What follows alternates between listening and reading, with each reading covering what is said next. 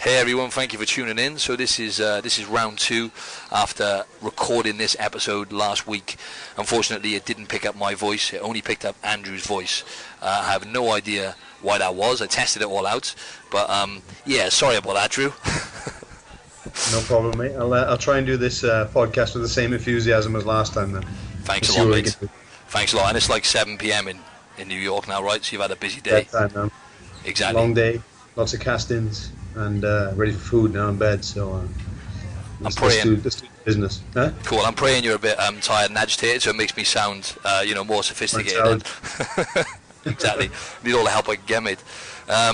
Yeah, so just obviously we're going to talk about CrossFit and high intensity training and stuff. Hopefully we can revisit some of the stuff we talked about because we covered. It was a killer podcast. I don't mean to dwell on it, but I think that was a good one. One of the better ones. Yeah, exactly.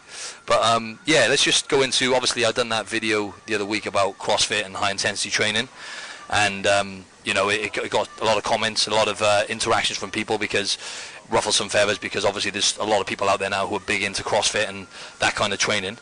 But yeah, it was. I mean, like you said, I attacked them a bit, but it was just good fun.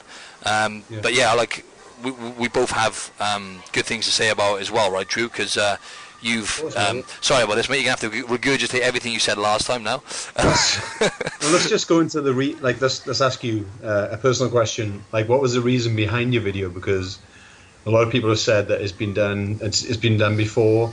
It's nothing new. It wasn't original, and their thought was that you weren't educating them on it with any educational content. Yeah, exactly. So what were you just doing it for likes or? Yeah, no. I think. Behind it? Yeah, I was actually trying to educate people as well, but yeah, it was more a case of just like doing something different, because like I want to entertain, but obviously I want to educate as well. But I think I just got carried away, and because I'm new to the video editing stuff, and it had to be all diced into one video, 1 minute, sorry. I think I just got carried away, just slating them and swinging around, taking the mick out of kip pull-ups and stuff. You know what I mean? I just got carried away. But it was only a bit of fun, though, right? I think only a bit of fun in games. It kind of proves that. Like, this isn't, disrespect to CrossFit, but sometimes, some of these fitness identities are kind of like a religion, right? So, kind of like a cult. You kind of pissed on their religion, basically, by going after them, and then people came after you. Now, for me, like, I see stuff on the internet that pisses me off every day, but I don't comment on those videos. It's going to make you a very bitter person if you're constantly commenting on videos that offend you. Sure. And that's what's happened there, So I'm not sure what your thoughts are on that. They could have kind of seen it, laughed it off, and known and been secure that CrossFit was the best type of training for them. Absolutely. And just moved on. So. Yeah, that's a good point. Yeah, because actually, it's after you gave me the advice. You said you don't go on your phone now in the mornings, or generally you don't go on your phone when you get up. You have like a certain routine you stick to, and you try not to go on your phone because it can. Like, for example, you could be a devout CrossFit fan.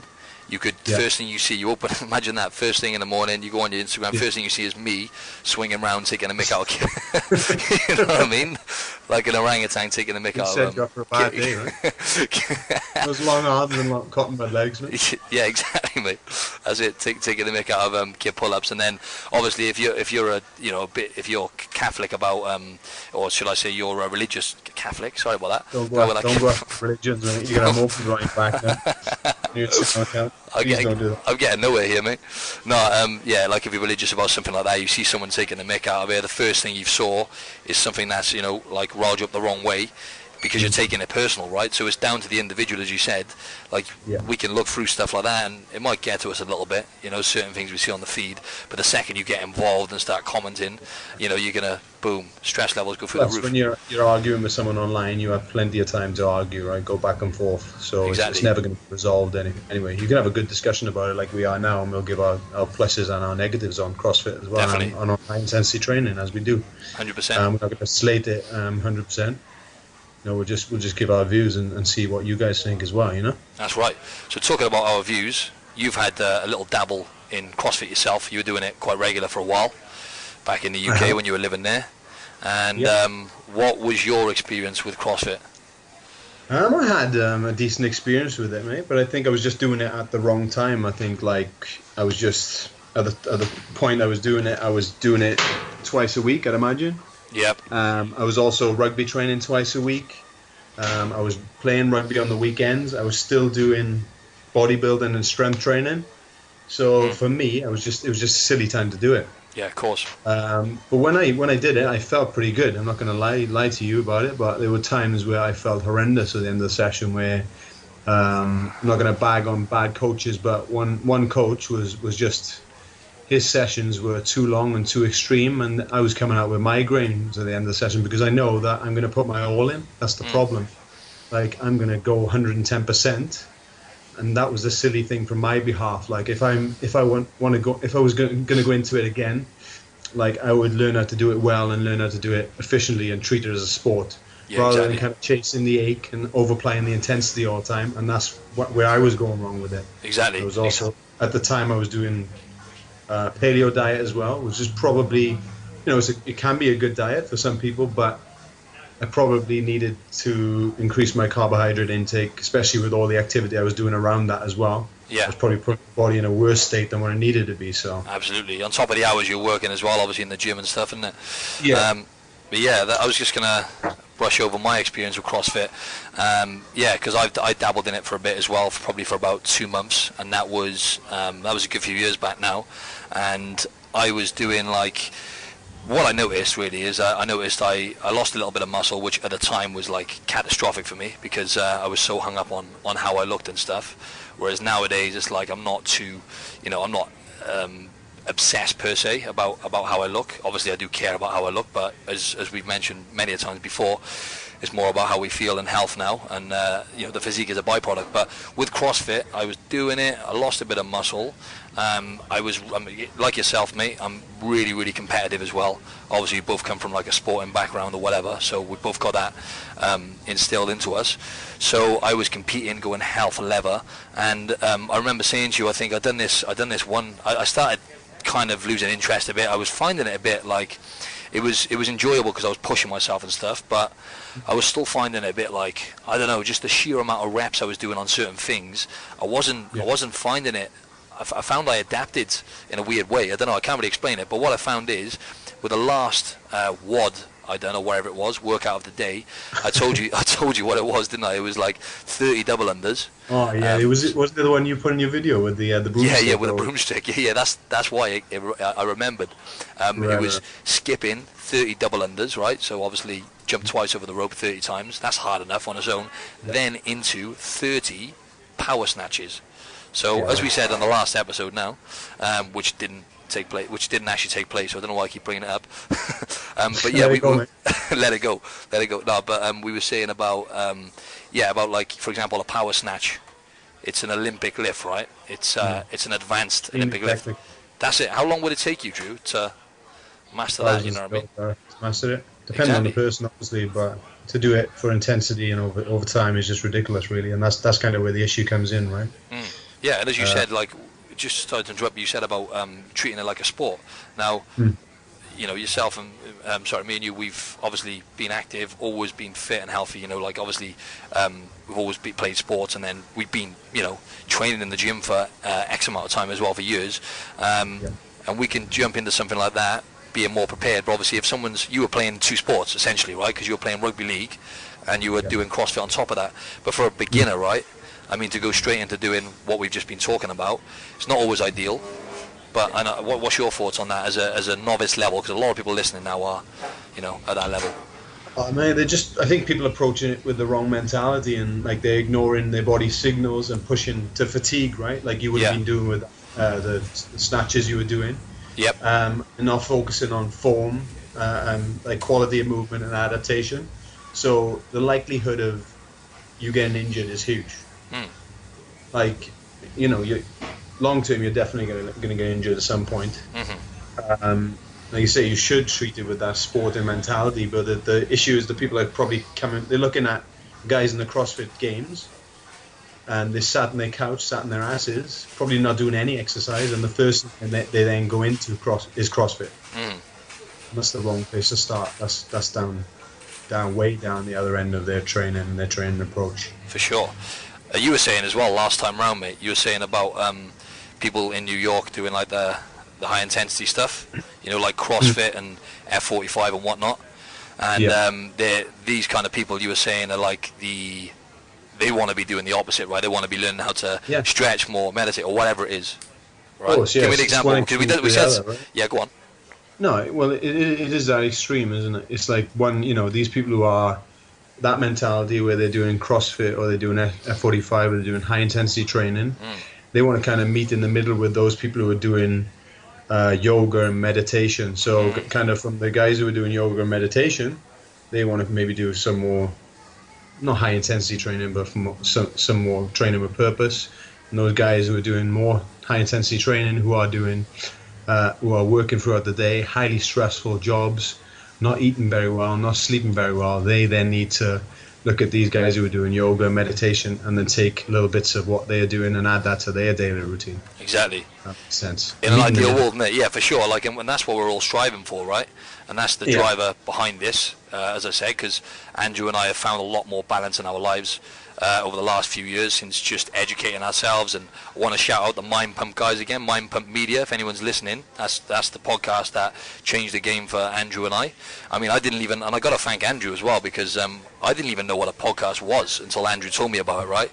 And now, thanks to you, buddy, I'm running my own show. So, I mean, it's just applying yourself and learning goes a long way, which is why you should just pay attention to what we're saying now about the balance and stuff. And like, if you're someone listening to this who has maybe an office-based job or a sedentary job, or where you're sat in front of a desk or whatever, and just putting that aside, a stressful life in general. If your job is you got a highly stressful job and you're working long hours and you're not prioritizing your health, so you're not actually getting enough sleep. You want to try and prioritize actually the simple things. So if you're thinking, oh right, maybe you're listening to this and you actually do that kind of training now, like F45, CrossFit, or insanity style training, and you're getting good results and you're enjoying it. That's great. But as Andrew was saying, then long term, later down the line, I mean, I want to be looking after myself, lifting weights or whatever until the day I die, right? So doing something which is pounding the body, which essentially is what it's doing, although you're enjoying it, you're beating yourself up, because like Andrew was saying before, like people are they're getting hammered, right? They go into the gyms there in New York, the high intensity places, they're coming out in a wheelchair. You know what I mean? They're scraping them off the floor, mopping their body parts off the floor, mate, and scooping them out the door, That's exactly it. They just puke, get a bucket out, puke in the bucket, boot them out the door. See you next time. Get a sledgehammer, whack, strap it up, get out. See you. Off you go. See you next Tuesday. See you Tuesday. Okay. So we went over the top a bit there, but you can see what we mean. You should, if you've got a high stress job and stuff like Andrew was saying, it's another stressor to the body. Training is a stressor to the body. Simple. Exactly. So explain that though, because the body responds, right? So it's a good stress, right? If you're doing it right, and yeah, exactly, mate. Yeah. So the body will adapt in a way which is favourable. Like if you're lifting weights, it'll build muscle because because of the insult you're taking it through in the gym, right? And so I was just going to say then about I can't remember what I was saying then, but that's all right. Were you going to say something then? Help me out here. I'm not helping out at all. Come on. You can just cut and edit from the previous podcast and put in some. Oh yeah. I don't even need you now. I'll just talk to myself. A little bit more intelligent, man. Exactly. That'd be nice. Exactly. No, what but I that's will say though is, when you're doing these high intensity training sessions, right, and you're doing excess cardio and your calories are too low, your energy throughout the day is going to be pretty poor, right? So you got to think about it's kind of a catch-22 situation that you're not going to be moving as much throughout the day. So if you go to one of these sessions in the morning, whether it be CrossFit or something else, or you even do your own high intensity session in the gym, and you blast yourself as hard as you can to the point where you can't move, that means then your day is going to be less constructive, right? And you're not going to move as much. So your NEAT, basically your non-exercise activity thermogenesis, is not going to work in conjunction with what you're doing throughout the day. That makes sense. So ultimately, you're not going to move as much. So you may skip taking the stairs. You may take the elevator or the lift instead. You may not go out for lunch for a walk. You may just sit down and order lunch from somewhere else because you're exhausted from your session, which means you're not going to move as much throughout the day. So you may, in the end, be burning less calories, and it may be harder to drop body fat that way. Oh, So man, it's not that's always the be all and end all. HIIT, not always the be all and end all when it comes to fat burning. It's that simple. That's exactly right. And HIIT, it is what it says it is. It's high intensity training, right? So, everything comes at a price, and that is a very good point you made there. It's if you think about the accumulative effect, right, when it comes to like consistency and people getting results. Now, the people I get results with clients and even people online, it's the people who are consistent with the simple things I put in place for them. The really, really, really simple things, like Andrew was just mentioning then, like moving more. So, for example, if they got sedentary jobs, do an extra 20-minute walk a day. Or like Andrew was saying then, you can even take it back a step from there. Don't get the lifting work. For example, I had someone who works in a high-story building, top floor, take the stairs, or at least take the stairs or take the stairs down or wherever it is, so you're increasing, like Andrew said then, you're increasing your movement. And it's the simple things like that which overall, let's look at the space of a week, are going to burn more calories. Now, the thing is with high intensity training and the science behind it, it is great, and it's great to use as a tool, right? So high intensity interval training, for example, I'll do, and I'll use with clients as well. I'll do like leading up to my last show. Once again, learned this from the Mind Pump guys. I would never have known this before, because for shows in the past and for shoots, I've done like high intensity training for like 6 to 8 weeks solid. And what's happened is I've run myself into the ground. And then obviously my body's adapted in a way which is probably not ideal. Without going too much into that though, last time for my show I'd done just like a 3-week bout of high intensity training. So I'll give you an example. All I've done is like 2 or 3 sessions of cycling, and all I was doing is I was going as hard as I possibly can, like my life depended on it, for 30 seconds, and then I would rest as long as I wanted, and I repeat that 6 times. Now on paper I think that is the most effective type of interval training really, where you do 6 sets of 30 seconds all out, whether it's sprinting on the treadmill, a cycle on the bike, rowing, rest as long as you want. And now that's the thing, see, people, they don't rest long enough, it's not even high intensity training a lot of the time what people are doing. So it's great to use a tool if you do it properly, because they're not pushing themselves to that max limit, right? Exactly. When you're giving yourself enough time to recover in between those bouts of exercise, then it is high intensity, right? Because you're pushing yourself to your absolute limits. So that's right. And how do you feel about like obviously I said earlier about like when I was going into these sessions before CrossFit, or even like strength training or bodybuilding that I used to do, like I was always chasing the ache. And let's get it straight now, like aching isn't always an indicator of having a good session in the gym. No, almost the opposite. Yeah, well, when a muscle's Sometimes. tender, right, it generally means you cause damage to stimulate some growth, right? But it may be when it becomes painful to touch, like for days after, that means you may have taken things too far, right? You may have overtrained, and you've done yourself more harm than good, right? So ultimately, with your routine, you might want to dial things back a little if that's happening all the time. Yeah. And you're not going to be able to do that with CrossFit. You're not going to be able to dial things back. No. You're always going to have to, because your body's adapting. You're always going to have to keep pushing harder. Pushing harder and pushing harder, and where are you going to end up then? That's it. How do you continue to progress? Because somebody's got to give at some point, right? And most of the time, I wanted to watch this. Come back to me now. Yeah, I'm just going to say about what kind of pushed me to do like that video for some reason, and just like I'm honest with people. When people ask my opinion on things like CrossFit, F45, and high intensity style training. I've experienced, and you probably had this as well, lots of people who've been injured and they've came to me, they've gone, that's it. Instead of hiring a trainer straight away, which is sometimes a better option if you can hire a good trainer like myself or Andrew. If you can hire a good trainer, rather than going into something like that, if you're starting from square one, because they've come to me with injuries, one person done her knee in, so it was like a meniscus cartilage in the knee or something. I can't remember what it was. I had a few guys and women actually who'd done their shoulders, so they'd actually injured their shoulders. Their lower back's a really common one as well, actually, because that's more of it's a repetitive kind of accumulative thing where they've been doing like we said, those WODs and doing the CrossFit workouts or wherever it is, F45, lots of repetitions, and obviously they've got imbalancements, which muscular imbalancements which haven't been addressed, and then they're just basically cementing in those patterns, and then before you know it, they're doing like, I don't know, squats, and they're doing like, I don't know, let's just say a minute of squats, and boom, something goes, because their form is nowhere near optimal, and it's only a matter of time then before they get injured. So that for me was like, I just wanted to make people aware that it's really not ideal in terms of injury and long-term effects on the body, really. But there are good things to be said about it. Also, coming in with that, also you probably work with people who have poor metabolisms from doing it as well, because they're always pushing that intensity, so and lowering their calories or eating in a deficit when they're increasing intensity over time, and that's quote unquote going to damage their metabolism. So then you have to tell that person, whether it be woman or man or child, that they're going to have to back off on their training and ease off for maybe even a year, just to build their metabolism back up and build their calories back up. Now, how do you tell someone with that mentality and that psychology when it comes to training that, hey, you're going to have to cut down to maybe 1 to 2 strength training sessions a week, and not go all out every day? Yeah, exactly. That's a kick in the nuts for them, mate, and that's a hard one to muster. It is, yeah, for sure.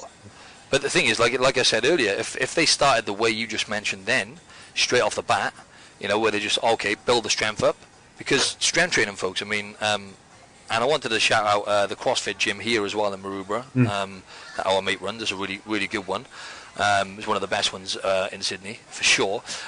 They do a lot of phasing, where they'll phase like strength, which is a good way to do it. But strength training I get the best results with clients who do strength training, because it puts a lot of stress on the body. So as we were saying, it's a stress on the body. It really demands a lot out of the nervous system, because you're lifting heavy weights and you're building the connective tissue. So one of the main benefits from doing strength training is it's actually going to strengthen the connective tissue, which like the ligaments, tendons, cartilage, all that kind of stuff, which attach onto the muscle, which then will benefit you more when you move on to bodybuilding style training, then when you're doing more like the 8 to 12 rep range. But Andrew was saying earlier about aching and about busting your balls and actually chasing the pain, which is what I've done for years and years and years also. And if you are aching after your session and you feel a bit tender, that's great. But having the mentality of, just like I used to, for example, when I used to train legs, when I used to do like split routine training, absolutely annihilate my legs, crawl out of the gym, and then I couldn't walk for the best part of a week. For example, when I went to New York to visit Andrew, I hadn't done legs for like 2 weeks, because it was just after my competition. Andrew put me through one of his standard leg sessions, which for him wasn't too bad, but for me, wiped the floor with me. Couldn't walk for like 6-7 days, and I was like, oh, that's great, I've done what I need to do. But in reality, the body is going to prioritize repairing your muscles and recovery over muscle growth. So over time, it's going to impede, and it's going to slow down the muscle within process. In comparison to doing the whole body and just doing it in a clever way. We're doing it with good technique, and you may be hitting the body parts more often, so that's it. Yeah. I'm glad you kind of mentioned coaches. Obviously you got our friend Jacob in Sydney. My cousin has a great boxing in Bristol as well, but there's good and bad coaches in every profession. Like, we see them regularly when it comes to personal training as well, and just a normal gym. So we're not just bagging on CrossFit having bad coaches. In CrossFit, if you are a coach, like, you want to try and promote like quality movement before intensity, and you may want to offer like different kind of classes on the side that are more one-to-one and more personal, so people can kind of develop their technique and become a better CrossFitter or a better sports person, right? You want to encourage people to pace and be aware of their breathing, like improve strength, and also improve their aerobic capacity of, if that in relation to like doing these metcons and WODs and things like that, and to pace themselves. Like, I think that's the main thing, because if you're not pacing yourself and you're not focusing on form and technique, then you can get injured, and that's going to put you out long term anyway. So yeah, absolutely, that's it. See, and that's it. They'll get sucked into the high intensity stuff, because guess what? You're going to get results, right? So feels good as well. It makes you feel good, mate. Right, It's that's the right. release afterwards, right? Definitely, there's something to be said. Yeah, definitely, there's definitely something to be said about that as well. What it does to you mentally. Most likely, the chances are you're going to get more of a mental high and a kick from suffering. It's just life in general, isn't it? Let's think about it. I know it's Yeah. a bit far-fetched, but it seems to me the people who are most successful, the real game changers in this world, are the ones who have suffered the most, one way or another. So if you're going into a training session, you're pushing yourself, suffering, then afterwards, it's almost like your body goes into survival mode sometimes because it's that hard. So like you finish the session, it's like I'm alive. You know what I'm saying? That's similar to the mentality, right? When you're like doing physique shows, right? Like you used to Exactly. have that mentality. The more I suffer, the harder I've worked. The Exactly. more I deserve to be where I am. Which Yeah. is, I'm sure, the same mentality that people go into like a CrossFit session with, right? I'm going to That's work right. hard and bust my balls. I'm going to kill myself today. Yeah, exactly. Scrape myself off the floor, kick myself out the door, boot myself out the back. That's it, exactly. That's But, it. I'm gonna put myself. Make sure I leave here in a sling, so I've like completely dislocated my shoulder doing kip pull-ups. I want to really do a number on myself. No, but it just had a moment then. I just remembered about something you said then. What were you just saying then? It's something you brushed over in a podcast previously, but I've lost it now. It was to do with that mentality. Anyway, let's forget about that. I'm not on my game today. so, have a coffee would be good. But yeah. Let's talk about the plus points then, right? Yeah, CrossFit, okay. right? One more thing though. I want to slate one more thing. Go on, do Just one more quick thing about just metabolism, right? Because you were saying about you said it quickly then, but I just want to elaborate a bit on cardio and high intensity training, what it does to the metabolism.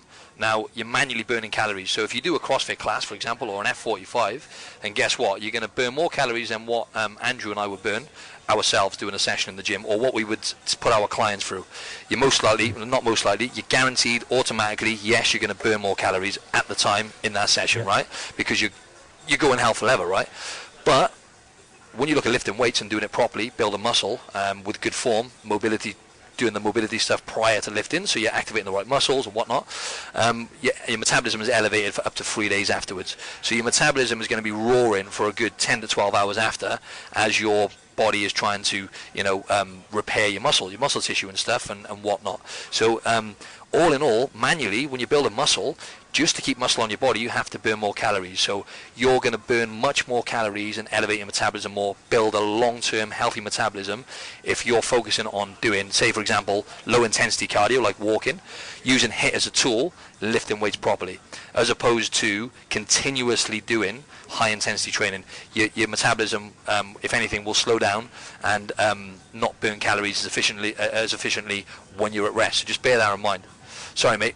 You were going to say that? No, that's fine. That goes down to encouraging like long-term progression as well. What you're saying there, right? Yes, thank you. Long-term Long-term strong, progression. healthy metabolism over time. And again, we're always caught up in the fitness industry into a quick fix. So when you go from sitting on the couch or doing another modality of training, you go into CrossFit. No doubt, you probably get yourself losing a lot of body fat straight away. But how long will that last? Yeah, exactly. You're going to get stuck somewhere. You're going to get stuck somewhere, and you've experienced that, right? How many times have you seen that with clients? Definitely. Yeah. With clients and with myself as well. So exactly, and that's it. And it's going, and Andrew and I are doing this all the time. See, going through the repair process. So almost like someone will come to me. They've done. I hate to keep saying it, but they've done some sort of high intensity training, right? positives now. I know we're going to go some positives after this, folks. Just bear with us. Right. So what's it called? So they'll come to me and like they're basically, because they've been in a calorie deficit, so they've been eating a particular way, not necessarily paleo diet, because I wanted to mention the paleo diet actually, as far as diets go, and I hate using that word. Andrew and I just, obviously we try and get people to mold it into a lifestyle, and that's the way it should be. But if you're going to use the word diet and look at different ones, keto, paleo, slim and world, whatever, the paleo diet definitely has got the most positives, I would say, because it's based on healthy whole food diet, way of eating plenty of veg, eating good quality animal proteins, some fruit and whatnot, cutting out gluten and dairy, which does work wonders for a lot of people, because pro-inflammatory foods over time can lead to seriously bad health conditions, not to mention weight gain, which is why we're facing like an obesity epidemic. So went off and went a little bit there, but yeah, I just wanted to just brush through the paleo diet and explain to you what it is, because Andrew mentioned it earlier on. And Yeah, so that's that. So people will come to Andrew and I sometimes as clients, and they have been cutting their calories or yo-yo dieting, so to speak, where they're rebounding, and it's hard to sustain a low-calorie diet, and it's not ideal for the metabolism because you're not feeding it enough. So you're not giving it an excuse to be elevated because you're not putting, it doesn't make any sense, does it, for your metabolism to speed up and become more healthy when you're not putting enough nutrients into it. But then it's a case of rebuilding people then, so getting people to have more calories, do some strength training, and slow down with that stuff, as Andrew was saying earlier. So that's a very common thing for Andrew and I as trainers, is building people's metabolism back up by doing strength training and eating more calories. So that can bring me into a good point of a positive of CrossFit, because you mentioned yo-yo dieting there, and yo-yo dieting is prevalent in females, very prevalent in females, because there's a stigma around women that they need to be slim and they need to be in shape, right? So what CrossFit has done as a sport has definitely increased the amount of females that participate in weightlifting. Oh, so yeah. Increased participation massively, right, for women who squat, deadlift, and do whatever else they do in CrossFit right now. And the physiques are phenomenal. You can't take that away from them. 100%. That's a great point. Going into the positives now is that's one of the main ones, is the fact that it's got women over the barrier of actually, if I lift heavy weights, I am going to end up like Arnie. Now the chance would be a fine thing. Yeah, exactly. I want to tell. We're trying to end up like Arnie. We've been trying about 50 years and don't get anywhere near. So it don't happen. Exactly. Good luck with that. But no, that's it. It's like so. Yeah, just that's the biggest opposition as a trainer, right? When you're dealing with a female client and they come to you on a consultation or first session or whatever, and that's definitely majority of the time that's what they say. Yeah, for sure. It's so refreshing when you have a woman come to you and say, I want to get strong and I want to lift weights. Oh, I know. It's just great. Makes your job so much easier. You don't have to have that long conversation with them. You know? Oh, exactly. So that's an amazing thing to be taken out of CrossFit. Getting people lifting weights, full stop is a great thing, but especially women. It's broadened the horizon with that. But also, there's loads of good things to say about it. Like we were saying before, if you enjoy it, great, right? Because that's one of the most important things when it comes to training or anything you're doing in life. You've got to take some enjoyment from it. So if you enjoy it, great. Also, if it gets you, it's great. If it gets you moving, CrossFit F45, if you want to do that, you enjoy it. It's going to get you moving, going to get you burning calories. It's going to improve your state of health, right? At least even if it is short term, it's going to improve your situation. If you're gone from being a couch potato, and eating the wrong foods to maybe on a paleo diet, doing the high intensity stuff, you're going to get good results, but that's going to be great short term, but not always optimal long term. That's all we're saying. Yeah, so that's simple as, man. It is kind of revolutionized the way people train across the world, right? Just giving them different anomalies and it's shown that you too can do methods of training that you only see in elite sports. You can now come to a CrossFit gym and you can do these exercises, right? Definitely, in the lifting arena, or you see in elite sports. That's right. And that's transferred now over to just a normal global gym, right? So that's great. Where you're seeing all these movements now. You're not just seeing machine weights and people on treadmills and cross trainers. You're now seeing these people doing deadlifts, getting in the squat rack, doing lunges, doing clean snatches. So it's great to see in a positive light, as long as it's not causing them to do it incorrectly and get injured and get hurt over it. Yeah, exactly. That's it. So it's finding what modality works for you, and it's just like in terms of what Andrew and I recommend to people and stuff, because sometimes we'll give them, I don't know, stuff to do in their own time or recommendations, even if it's something like, yoga or meditation or wherever it is. But like, never do I ever recommend to people to go and do high intensity training. It's just not. It's not going to benefit. It's going to be, if anything, counterproductive on what we're actually trying to achieve. Right? Yeah. Not as a beginner. Not as a beginner. No. Exactly. You said users, as you said earlier about using it as a tool, high intensity training every so often. Like, you're an experienced and advanced trainer, right? So that's it. It's a good idea for someone who's a beginner. They may be better off just going for a walk. For sure, yeah. Absolutely. And look at the book you recommended to me, Wired to Eat. What was it? The 4 pillars of health, isn't it? Like food, sleep, movement, and social connections. So social connections, when it comes to going to these group classes or CrossFit or F40 or wherever it is, you get a group of people, you're interacting with people, you're building social connections, which is vital for overall health, longevity, for everything really. So that is a great plus positive side to be taken out of it. It does build communities, which is exceptionally great, I think. But that can also be a bad thing as well in terms of group settings, whether it's in a normal gym or a CrossFit gym, is that obviously it encourages, I can't even think of the word now, my brain's shutting down. That's all right, you ready for bed? It encourages social competition. Yeah. But that can then force people not to pace themselves and force people to do exercises with shitty form. Yes, exactly. So that's kind of a negative of that group setting. Plus, when you've coached group settings in the past, you may have noticed that you haven't been able to focus on individual persons like technique or anything like that as much as you would like to have, especially when their technique is poor, right? Yeah, exactly. So that's kind of a negative. Yes, it encourages that group atmosphere. It's great to get people moving and people into exercise, but we've also got to look at the negative sides of any group setting, whether it's a normal gym or CrossFit. Sometimes it can encourage bad technique, and sometimes that coach isn't giving them that individual attention that they need. Exactly, and you were saying, because you've had your own experience, right? I know we're probably like dangerously competitive, right, Andrew and I, because of sports and whatnot, but a lot of people are really competitive, and that's one of the main motivators for them to go in and doing this kind of training, right? But you were saying yourself, I remember you said in the last episode that you would compete against the guy next to you, for example, right? So you're very competitive, and you would bust your balls, right? Yeah, of course, mate, and my technique wasn't nailed down. Yeah, there we are. And you've been a trainer for X amount of time. So. Yeah, exactly, mate. But Olympic lifting is a different modality altogether, right? It's easy for me to go in the gym and lift weights correctly, squat, deadlifts. When it comes to like other Olympic lifts like snatches, cleans, things like that, and I'm doing them for 30 to 40 reps, my technique isn't spot on, and I'm trying to beat the guy next to me. That's a big issue. And you got to look at these guys who are in CrossFit games like they are genetic freaks. Yes, exactly. Hard workers, genetic freaks, and they've just got the full package, haven't they, really? Because they've got the strength, the power, they've got the endurance. I mean, you have to work on that, right? Because normally you're genetically gifted in, like, for example, me and you, we're more like sprinters, right? Genetically, or more kind of like anaerobic.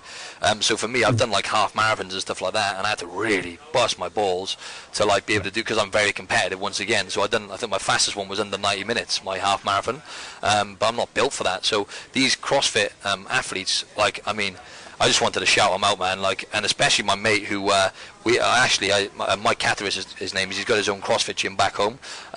He put a long comment on the thing I put on Facebook, the video, and I thought at first, oh crap, I hope I haven't hit him on a personal level, but I messaged him and it's all good. He was just like, obviously he had some of his members questioning him, look at what this guy said, is that true? And he's just basically give his opinion, and to be fair, he made some really valid points actually.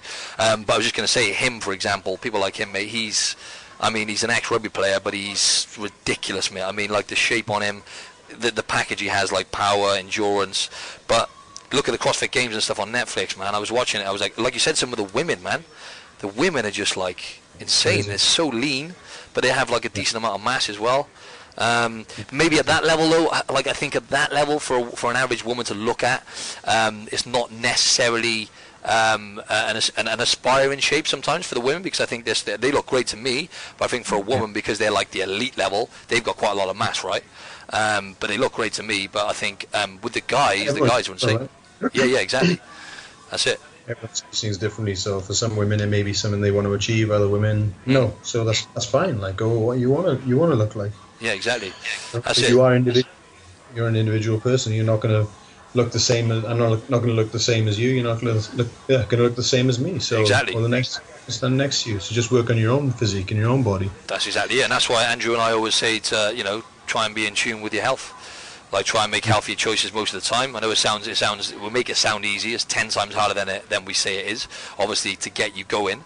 But it's really easy in terms of being consistent with making healthier choices most of the time. It's not easy for the average Joe, but to get into the good habits, you can get into them just like we picked up all these bad habits over time. Andrew and everyone has bad habits, but we've built up good habits when it comes to, food and sleep and stuff, which are the most important pieces, right? So, yeah, but just to go on, mate. No, go on. What's your thoughts? They have great advertising saying, we're the fittest on earth. What's your thoughts on that? Fittest on earth? Well, we'll see, because I think CrossFit will be in the Olympics soon. I really think.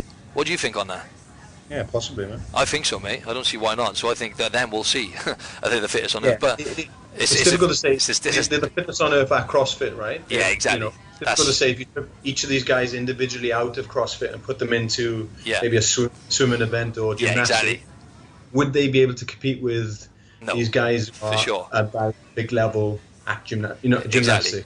That's no offense to the guys in CrossFit. They, like we said, I'd love to be on the level they are in terms of their skill level and how fit they are, but them to claim to be the fittest on earth is probably a step too far. But for advertising purposes and to get people attracted to the sport and people watching and people attending CrossFit boxes, is pretty smart. Fantastic, really smart. Definitely, I think it goes on how do you define fit, but it's like, because like you said, if you get into a pool and there's all these different aspects in there, but it depends how you define fit. But like if you look at, I can see, marketing is a great marketing statement if you like, but also I can see how they can actually, because they're all-rounders, right? They're lifting weights, they're doing long-distance running, they're combining a lot of things, compacting it, which is what CrossFit is, right? So, but that is a rich statement to see if, like, fittest in the world. So you got on the track and field, like decathlon and things like that. Exactly, mate. So, so it's... that's it. But hats off to them, man, honestly, to those CrossFit athletes, man. I swear I do admire them, because, like, it is blood, sweat, and tears, and it takes... some of those workouts, mate, I don't know who organises it, but they're in the CrossFit Games. They are brutal workouts. I'm sure they're looking to kill someone. They're premeditated. Like, they are really going to town on people there. They're not playing games. Destroy them if you're sorry for them. I know. It's almost like, how can they top it? You know what I mean? It's like, how can we continue this? Can we get a death this year? Or? Exactly, that's it. That's probably the only issue. I know that's probably the only issue with the Olympics. I think they've got the money and they've got everything else they need to jump into it, because that you've got to look at it from a business model as well. It's awesome. I mean, come on, look how clever that is. Combining something like the paleo diet, which is bloody healthy, like I said anyway, for most people, and then it's a great business model. So I got to give that to them as well. That's another plus point, right? You can still add that to the list. There you go. We're getting up there. We're getting there slowly, but I think we'll have to summarise now, right, mate? Unless there's anything you wanted to mention quickly before don't do CrossFit. Don't do CrossFit. Don't do F45. Exactly. If you can see yourself doing it long term and it's going to give you the right results, then I'm all for it, and it's going to get people active and people healthy and people moving, then why not try it out? But for us, like as personal trainers and experienced guys, we see like long term benefits of other modalities of training and eating. So we're going to support that way. We'll see the positives and we'll push people in the right direction when it comes to training if they want to try this out. But there are easier and better ways, in my opinion. Absolutely. There's a few things I'd like to say. What I would like to say in regards to doing that kind of training is like, it's very easy. It's very easy to overlook this, and it's hard for anyone, right? Because we're basically we live on short-term pleasures. That's how we function as humans, right? It's a survival thing. Always looking for that short-term fix and for these pleasures daily. But if you look at the long-term bigger picture when you're doing it, that's all I would say is, yes, okay, you might be listening to this now and you're doing that kind of training. You've got lean, you've got good results. But in terms of like how you look and bone density, mobility, keeping your body in good tact for later down the line, and actually keeping your body looking good later down the line, you're much better off really trying to find balance. So if you enjoy doing that kind of training, maybe you could do that once or twice a week, but maybe find time to do stuff like mobility, yoga, that kind of stuff, because most of the time people who do this, as Andrew said before, who do this kind of training are the people that actually need the opposite. So I can't, therefore I must, right? That's something I always tell myself now, because what I struggle with is relaxing. So meditation, I must. I find it really hard to do. I can't, therefore I must, right? So if you're thinking now, oh, I don't know about yoga, I'm not sure about meditation, or, you know, I'm not sure about, you know, maybe coming off electrics before bed because you're checking emails or whatever, coming off your electronics like an hour or two before bed, these simple tools to help you relax, get enough sleep, are going to be really, really important, firstly for performance, secondly for how you look, and then thirdly later down the line, you know, for overall health and longevity. So just remember, I can't, therefore I must. If you're doing high intensity stuff, the chances are most of the time you may want to balance it out by doing the other stuff as well. So, yeah. And just phase it into your training. Maybe just do it for 4 to 6 weeks, then move to another modality such as strength or hypertrophy. Exactly. Great Simple, stuff. and then come back to it another 12 weeks down the line. Exactly. Yeah, that's a good point. Yeah. So using it as a tool, like anything in life, really. Yeah, use it as a tool. For example, just go into like habits. I'm addicted to coffee, right? So what about you, Drew? Same, mate. I had that month off. I've done it before. It felt great. Gone back into it, and now I'm addicted again. It's crazy, man. It's just crazy. Controls you. Controls you, yeah, exactly. And it doesn't sound like people are probably listening thinking, coffee, come on guys, you serious? But it is a stimulant, right? So it's just like a drug. It's like a mild drug, which that is my short. So I have 2 coffees a day, and that's a staple part of my day, and I rely on those two coffees every single day, or maybe not on the weekend as much, but on a working day I rely on those things. So that's like a bad habit that's formed. It's not necessarily a bad habit, but what I was trying to get to is using it as a tool. So what I want to do, what I keep saying I'm going to do, and I've been saying it for years, is like for like 3 weeks 3 weeks coffee, 3 weeks without. It's the same goes for anything. Strength training, 3 or 4 weeks, move on to something else. You know, you can use everything as a tool, right? So, but again, you get addicted to that feeling, right? You probably get addicted to the feeling you have after you have a coffee. Now, people get addicted to the feeling they have after they do a high intensity session, because it is a great. Definitely, mate. We're pleasure-seeking machines. That's what we are, right? Yeah, exactly. That's what we're searching for. Exactly. But it's, yeah, like you said then, it's just that little rush of dopamine you get, or wherever it is, endorphins, and you're just chasing that fix. Not always a bad thing, but it's just being mindful, right? So. That's it. Awesome, yeah. And on that note, my Build Your Best Body training program, you can find it on my Instagram actually, if you click the link there. But yeah, just go onto my website as well. It's Martin Silva, martin-silva.co.uk. Go to the online fitness section, and you'll find my 9-week training program. You'll find my 9-week training program there, and it's based on lifting weights properly, basically, and you get insane results. But yeah, go check Andrew out as well on Instagram at Mr. Bond Fitness. Thanks for chiming in for the second time, mate. And it looks like this one's recorded, buddy. So fingers crossed. Fingers crossed, man. Thank you, man. Enjoy awesome, that. mate. Thanks a lot, mate. I'll speak to you soon, buddy. No worries. Oh, sorry, Bye-bye. guys and girls, go and give me a rating over on iTunes. 5 stars, please, and a good rating.